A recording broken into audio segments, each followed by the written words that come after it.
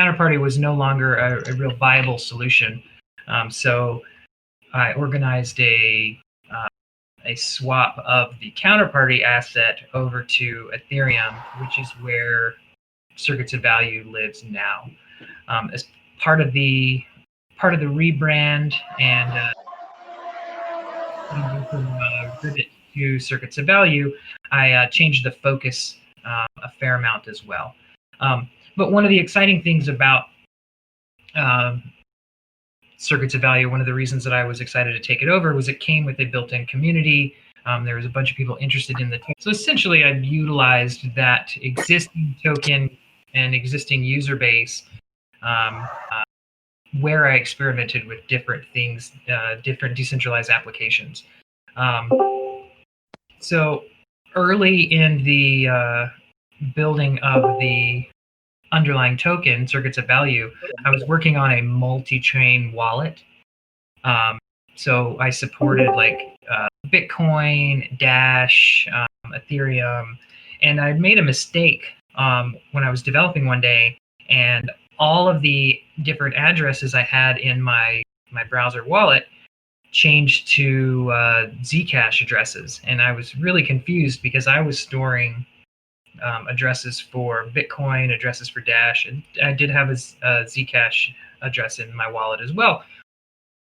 But the mistake really got me thinking. So I dove in, and that's when I sort of inadvertently realized and learned that I can take an original private key that was designed to be used in a Bitcoin wallet, and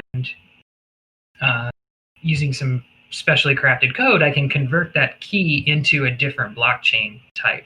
So what I realized there is that I can have one key and I can use that key to create addresses on multiple different blockchains. Come to find out, any blockchain. So I started really trying to figure out how I could take advantage of that. And this is well before there were multi-coin wallets. So before Coinami, Coinami was one of the first wallets I noticed that really utilized this same technique. This technique of creating one seed phrase or one private key and using that to derive multiple different wallet addresses based on the same mnemonic passphrase. So as I was sort of experimenting with this technique of using one phrase, one private key to generate a bunch of different wallet addresses, I started working with a buddy of mine, and we were trying to figure out whether we could create a private key that we didn't know the actual key to. So we were wanting to be able to create Bitcoin addresses for giveaways, but we wanted them to be provably private, so that while we generated the Bitcoin address and could put Bitcoin in it and give to somebody else, we wanted it to be able to do this in such a way where we didn't even know the private key. So we could say, hey, we're giving you some Bitcoin. We can't even steal it because we've never seen the private key. And ultimately, those two aspects of experimentation turned into what Emblem Vault is today. So let me dive into what Emblem Vault is. Emblem Vault is essentially a way of creating a token container that can hold multiple different asset types. And we do this utilizing the private key aspect that I was talking about earlier, where I can generate one seed phrase and generate multiple different tokens. So Emblem Vault is essentially like a clear piggy bank that's wrapped up inside of a token. So this token can store many different asset types, but it's still a token. So you can transfer it around using any cryptocurrency wallet. We've been working on this technology for a handful of years. And only recently has sort of the technology caught up to our aspirations. Over the past couple of months, we've been really building out this solution on Ethereum. And essentially, what we've got is, if anybody's familiar with CryptoKitties or any other digital crypto collectibles, that's what we are sort of basing our token around. This is an ERC 721 Ethereum token called an NFT that have traditionally been used for tokenizing collectible things, in-game items or digital pieces of artwork. We're using the same technique, the same type of token, but instead of a digital artwork, there will be assets that are stored within this token. So there's some really fun byproducts that we've realized we can do by creating this. One of the first things that I was doing was I created one of these Emblem vaults on Rinkeby testnet, and because it was really inexpensive, but it gave me a Bitcoin address, an Ethereum address, and so the Ethereum address I could store any ERC20 tokens inside. So I went ahead and loaded up some assets into the first Emblem vault that I created on Ethereum testnet, and I was doing this out of pure necessity, and I realized that what I essentially created here was a way to send Ethereum and Bitcoin over Ethereum testnet. So there ends up being a whole bunch of different use cases that can be realized by wrapping up tokens inside of a collection and then tokenizing that collection. Another capability that we have, since we're basing everything off of a single private key that's inside of this this vault, that private key can also be used to generate file storage locations. So if anybody's familiar with IPFS or the DAT protocol, it's basically peer-to-peer file sharing. We can essentially also now store files within an Emblem vault. So that means that you could create a vault, put in a little bit of ETH, a little bit of Bitcoin, upload a video file, and now you have this token that's very unique. It's got a specific amount of value in it, of different value types, and it's got a couple of files in it, and you can do with it really what you like. You could post it for sale. You could transfer it to your loved ones. You could create a real dead man switch so that it just sits over here and nothing happens to it until one day you disappear, and all of a sudden now the contents of that vault is sent to, say, a news agency or something. So I'll go ahead and get into a couple other use cases, what we can do now that you can sort of bundle all these assets inside of a single token. Oh yeah, actually a little bit before that, while I was experimenting with these techniques, I gave a talk, and this is 4 years ago. I gave a talk at a conference called All Things Open, and as part of the talk, I sort of described the concept of the Emblem Vault, and what I had wanted to do was to create a digital thing that was unique. So I went ahead and created an MP3, and inside of that MP3, I embedded a private key, and then inside of that MP3, inside that private key, there's an address, obviously. I sent a Bitcoin to that address. And at the end of my talk, I ended up giving away that MP3 to somebody in the audience. So it was the first ever digital MP3 that was signed by the artist that was backed by a Bitcoin. So it was instantly valuable. You can imagine that MP3 now had properties much like an autographed record or an autographed CD. And so that's kind of a clever twist on digital versus tangible assets. But it's sort of gave birth to this idea of one of the use cases that somebody could do is they could create value-backed digital art. So like I described earlier, one of the common use cases for these type of tokens, ERC 721 tokens, is artwork or digital collectibles. So using an Emblem vault, you could create a digital collectible that also stores different token value. So I could take a unique piece of art, put it inside of a vault, slap in some ETH and some Bitcoin, and now that token or that piece of artwork is actually backed by value contained within it, which is relatively unique. Usually when you create a piece of artwork, the artist has to die before there's any value inside of it.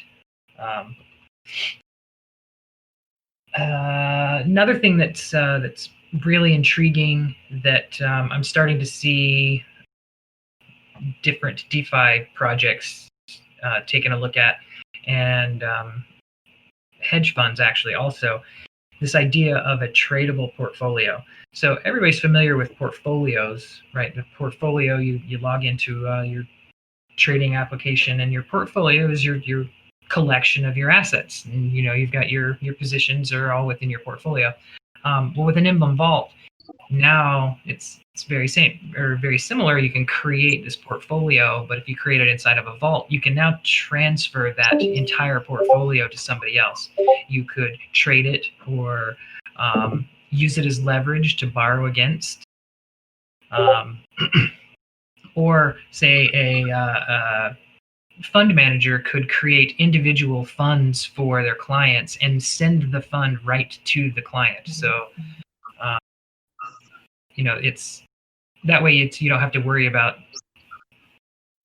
your hedge manager having control of your funds. They just create your fund for you and send it to you, but you have full control over maintaining and holding on to your assets.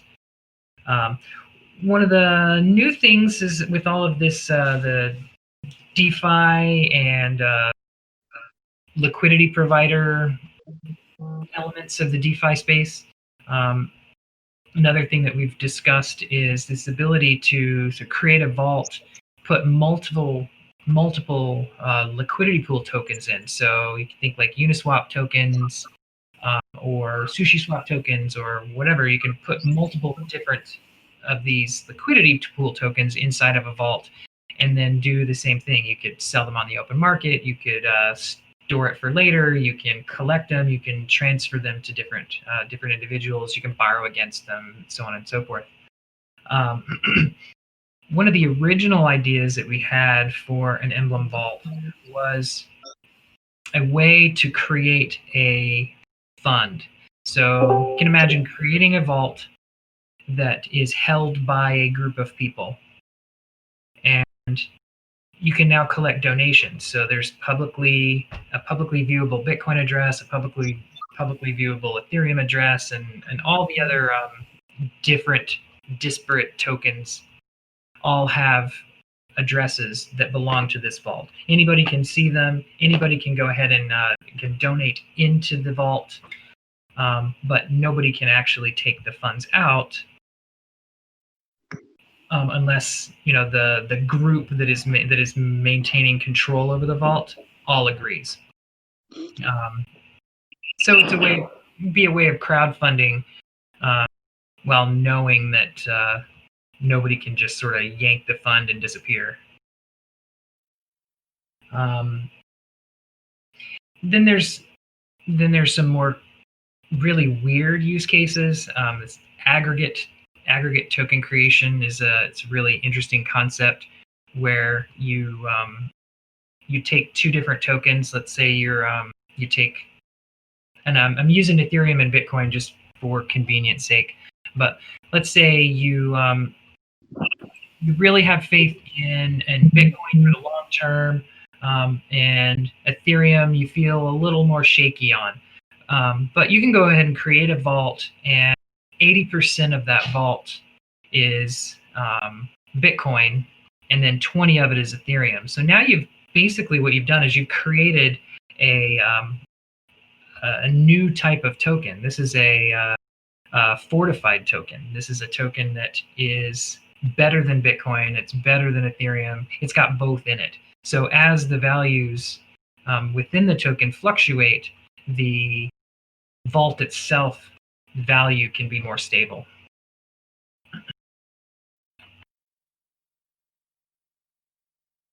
So here, this slide is an example of sort of our work in progress of the application we're building. This here is displaying some vaults that that we've created. This Heart Vault is an empty vault, and the Sushi Party Vault. This is a themed vault.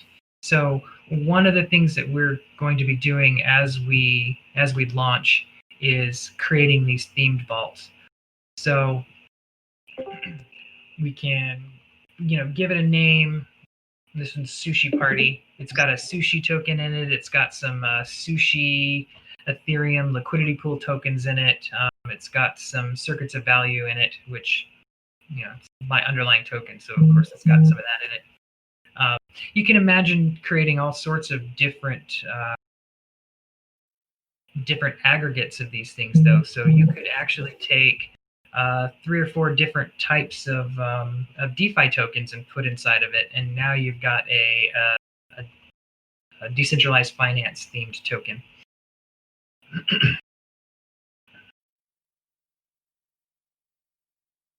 Yeah, so this is some more examples of sort of what the workflow would look like, what it looks like when you own a vault, and how you would put stuff inside of a vault. Now, one of the aspects of a vault that is often questioned is if I create a vault, or if I'm given a vault, or if I've bought a vault. One, if I've been given a vault, how do I know that the person that had the vault before me can't go in and steal the funds? And based on how it's designed, nobody actually gets access to the private keys that are inside the vault until the vault is claimed. And the only person, the vault can only be claimed once. And once the vault is claimed, the token is actually destroyed. The underlying token is destroyed, which means that it can no longer be traded. So you can essentially buy a vault knowing that it hasn't been claimed. Because if you can buy the vault, if somebody can send it to you, then it hasn't been claimed. Because if it's been claimed, it's been destroyed. And through the act of claiming and destroying the vault, the private keys are delivered to the person that claimed the vault.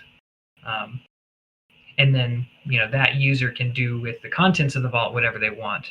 But it's no longer considered a vault. It's essentially it's been opened and destroyed. One of the main reasons we decided to go ahead and start and launch on Ethereum is there's a whole lot of infrastructure designed to handle these digital collectibles, these NFTs or ERC21 tokens.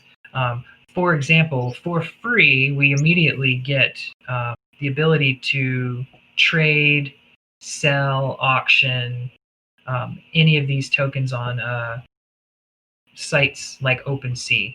If anybody's familiar with OpenSea, it's a marketplace where people buy and sell their digital collectibles, their crypto kitties, their crypto zombies, their digital artwork, their video game assets. As we are designing this, we're designing it so that it looks well and plays well with these NFT marketplaces.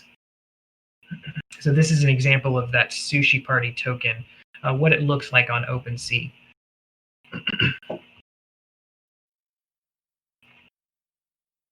All right, I'd like to go ahead and open the floor for questions. I know that somebody had been collecting questions already.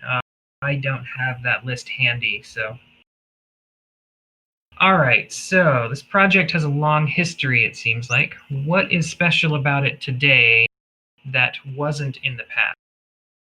Uh, well, today, I mean, the easiest thing is that today it's a real tangible thing.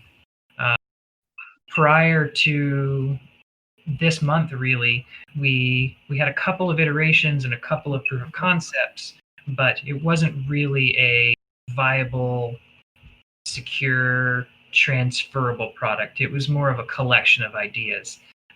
We're well beyond the idea stage at this point and are pulling the pieces together to make this a real thing. And we've created uh, Emblem vaults on mainnet and on testnet as well. And shortly after we release, we'll be looking at creating vaults on different layer 2 solutions. So different Ethereum based chains, different, just think about places that Tether exists. It's the same kind of thing that we're going to do. We're going to go ahead and make the ability to create vaults on these different blockchains because, I mean, damn it, ETH is expensive.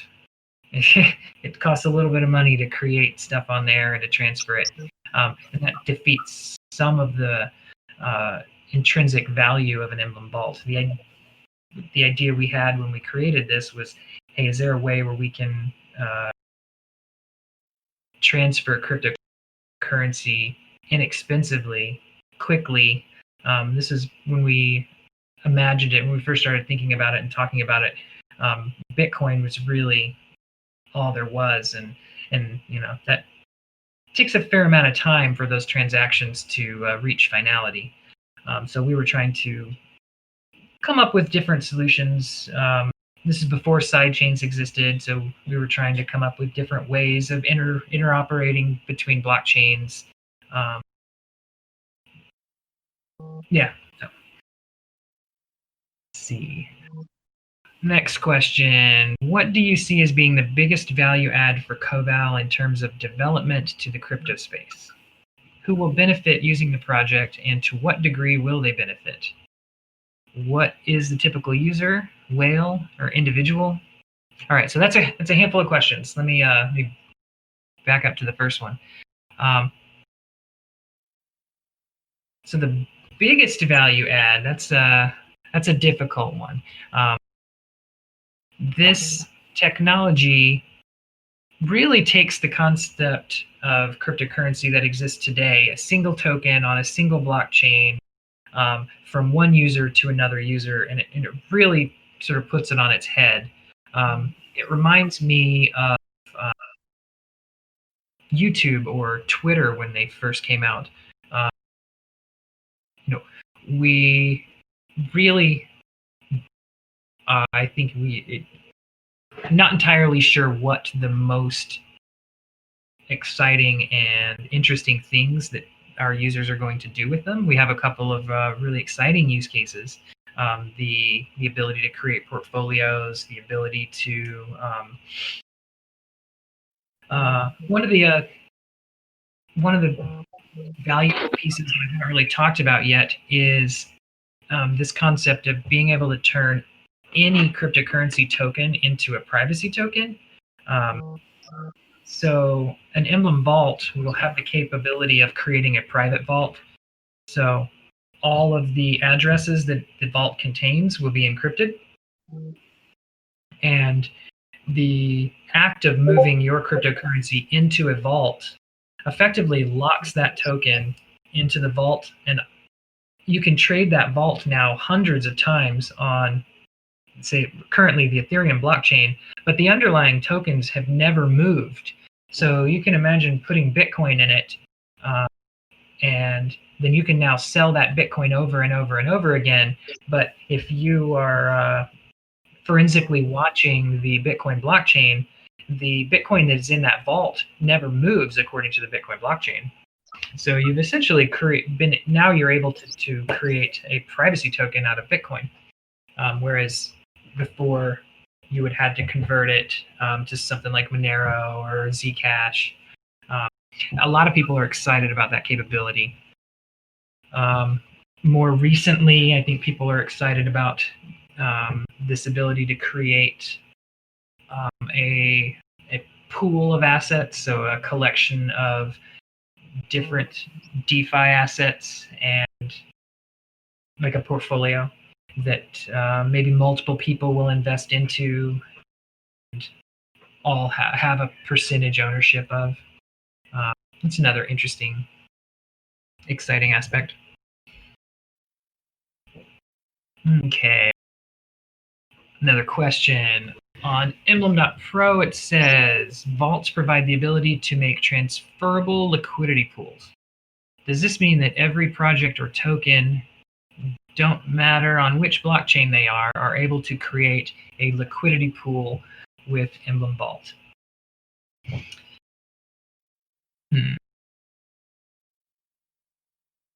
With a little bit of work, I would say yes. As a liquidity pool is understood now, the aspect of uh, DeFi projects, it couldn't look the same.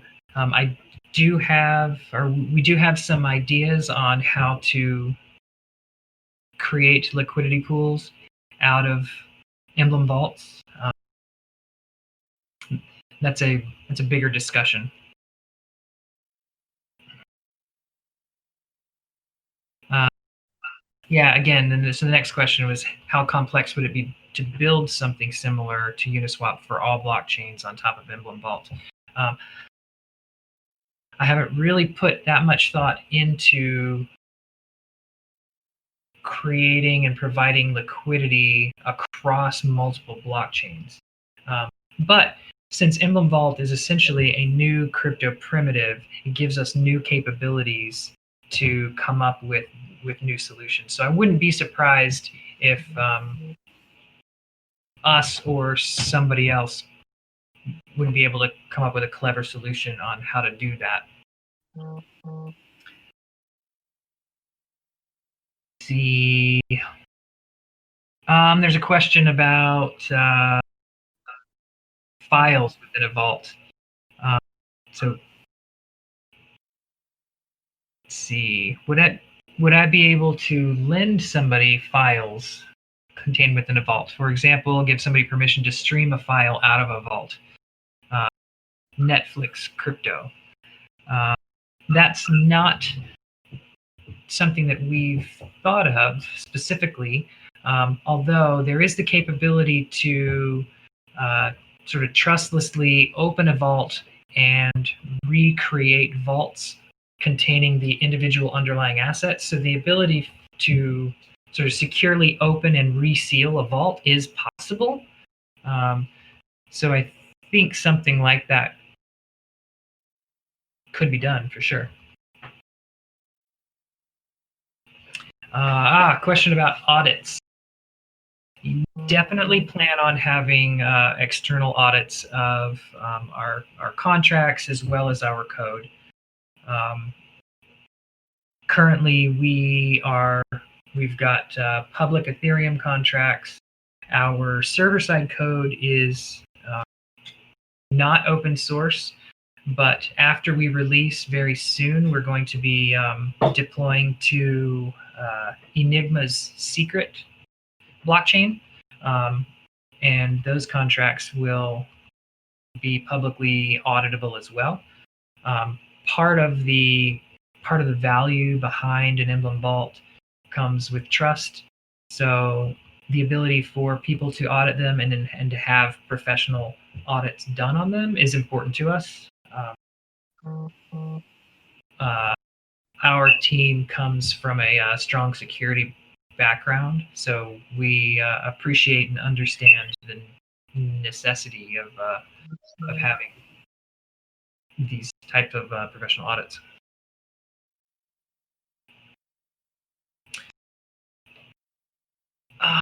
All right, so I've got a question about the tokenomics. I would rather not get into tokenomic specifics until we have the have it fully documented and ready for release. as everybody's quite aware, the crypto space is full of rumors and things that are not detailed out very well get misunderstood. And so while we don't have the final tokenomics locked in, I'd rather keep the specifics sort of fuzzy for right now. Although we hope to have the product released and the tokenomics public within the next couple of weeks. See, looks like I have one more question that I see. Have you set up a specific rule to open a vault, like only claimable after a certain time? This is an interesting question, and in the back of my head, I've had a number of different thoughts. One of them would be time locking them. Another one would be using. We have another product called Circuit Builder that basically lets you design cryptocurrency workflows. So events and triggers based on different blockchain things. So one of the ideas I've knocked around would be having a rule when claiming a vault that has to execute one of these cryptocurrency workflows. So someone would theoretically design what happens when a vault is opened, and then that workflow would be attached to the vault as a rule. At launch, though, somebody could easily create a vault and send it to a time-locked Solidity contract, similar to how projects are locking their funds now. And then that vault itself would only be claimable after a given time. So there's lots of different ways we can add these features, even without modifying the underlying properties of an Emblem vault.